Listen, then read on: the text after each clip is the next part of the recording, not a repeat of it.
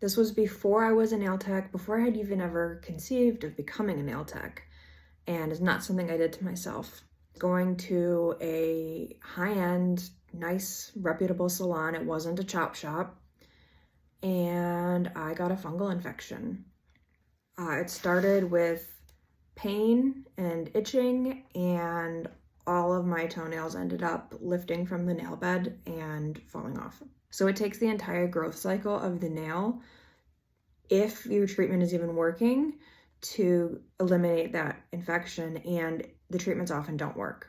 Today, I had to go back to the podiatrist, however, because when my nails grew back in after they fell out in my big toes, they grew in more curved than they were before, and they're really severely ingrown, and they're getting infected, and it's to the point that it cannot be maintained normally. And I have to get what's called a partial nail avulsion, which means they're going to surgically remove that entire side of my nail, and then they're going to use a chemical called phenol to treat my nail matrix. But the point is that that piece of nail will never grow back.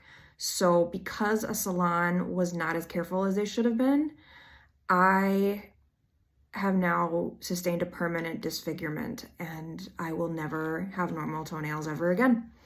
And as a nail tech, that sucks. Like, you know, I don't want people to see that and think I did it to myself. For the record, I have never I've never given myself a pedicure. I've never used my tools on myself.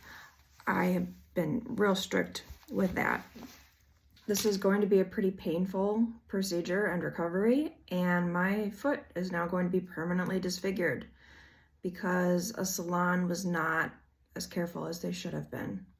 So the moral to the story is that you need to be really, really careful about who you trust, and you need to ask questions, you need to be aware, you need to know what your nail technicians are supposed to be doing and verify that they're doing it, and make sure that you're going to be safe. And if you're a nail tech, you should not be providing nail services if you don't know what you're doing, if you have not studied and learned proper infection control, because you can permanently disfigure someone if you make a mistake.